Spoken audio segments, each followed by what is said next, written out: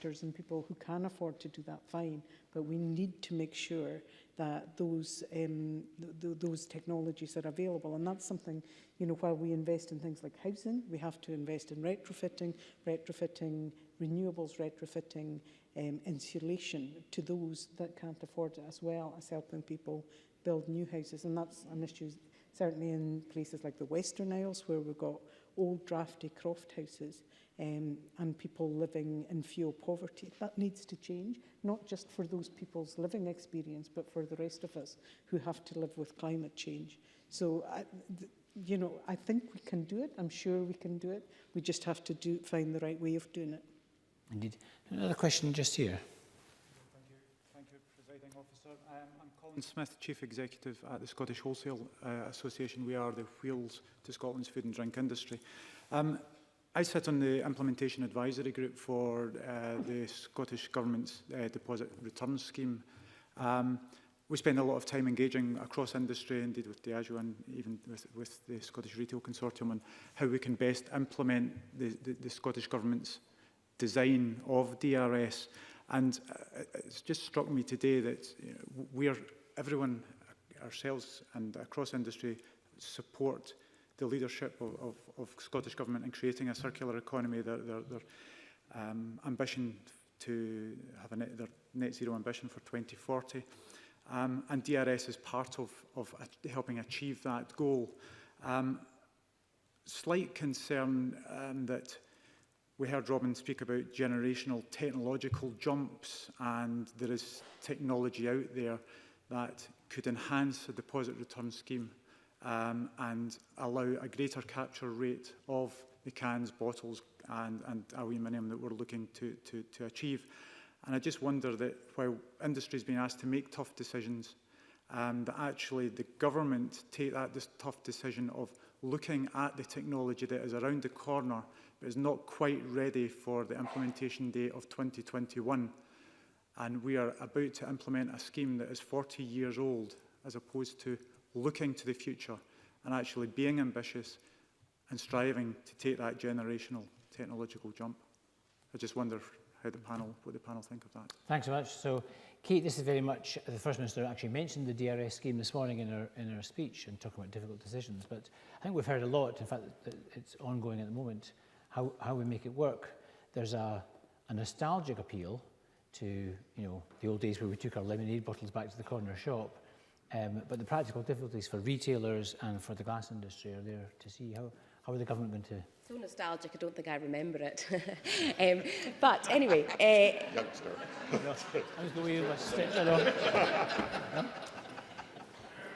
Three quick points in response to that, because I hear what you're saying in terms of these decisions are not easy. So I represent a lot of, for example, small convenience stores that are grappling with issues of space and the impact, and particularly in rural areas, the issues of transport. So I understand, and I think the point that the First Minister made this morning, and I was involved with the decision around ensuring that there was a relief on rates for a deposit return scheme, that we need to be, as a government, responsive to the concerns that are raised to make sure that, as far as possible, we're implementing this together.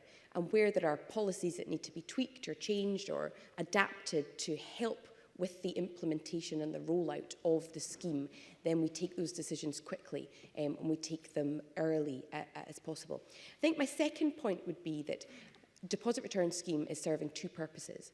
On one hand, it's doing exactly what it's intending to do, which is to support the circular economy and to ensure that we are recycling as much as possible. And the levels of waste that continue in this country are phenomenal, particularly the levels of plastic waste that end up in our seas and on our beaches, and is quite catastrophic, and it needs to be dealt with. And we've got targets in terms of reducing landfill, for example. So if you're reducing landfill, then it needs to have somewhere to go, and that's why deposit return scheme is important. But the third point I was going to make is that there's an element in which it's symbolic too. I mean, this is my final mild point, but there's an element in which we have a job here together to promote and raise awareness of the need to recycle and the need to support the circular economy. And I think, to the point around nostalgia, this is not why it's been implemented, but it helps to educate and raise awareness, particularly amongst the next generation, of the need that bottle or whatever it is, that product, can be recycled, and it is recycled at your curb, but there's also a need to ensure that we are reusing and recycling as much as possible. And the way in which curbside recycling over the last few years has changed behaviours is incredible, to the extent where you feel guilty and bad, a very bad person, for not recycling a product. And that sort of culture change, I think, would go hand in hand with a deposit return scheme. Can I just make a comment? The technological advancements would allow technology to be used in the curbside system, so we're not actually asking the consumer to change their current habit. Okay. Yeah. Murdo, I can see you're animated, want to get in there. Yeah, I mean, this is an issue which, I've had a lot of representation from people in the retail sector, people in the food and drink sector, and the glass and packaging sector about. And, the first thing to say is, everybody accepts the principle of a deposit return scheme. It's a good idea, right? Encouraging the behaviour change that Kate's just been talking about. I think the concern is around the design of the scheme that is currently being proposed, in particular two elements. First of all, having aluminium and plastic being recycled makes a lot of sense. There's a big question mark whether also having glass as part of this scheme makes sense, because we already have curbside glass recycling in a lot of parts of Scotland, and bringing glass with its weight, with the difficulty in managing it, adds an extra level of complication, which risks the benefits that would come from a system built around plastic and aluminium. But the other element in all this is that given that the UK government has indicated it wants to bring in a deposit return scheme UK-wide, what is the merit in having a different Scottish system? Because if you're involved in packaging, if you're involved in distribution of bottled products, whether that's spirits or alcohol or soft drinks or whatever, that means for the manufacturers, you've got to produce a different Scottish product from the product you're producing to sell elsewhere in the UK, which adds a huge complication to the supply chain. And I understand the Scottish Government want to see something branded distinctively Scottish, but actually it would make much more sense to have one unified UK-wide system that would avoid these extra costs in the supply chain. And I think it might be better if we just, rather than rushing ahead with a distinctively Scottish scheme by 2021, just for the sake of it, if we all take a step back and say, let's just take a pause here, let's see if we can work with the rest of the UK in building a system that actually takes the benefit of this new technology that's emerging, reading microchips in your bin, for example, that they can then reward you directly through an app, rather than a system that might, in 5 years' time, look very out of date.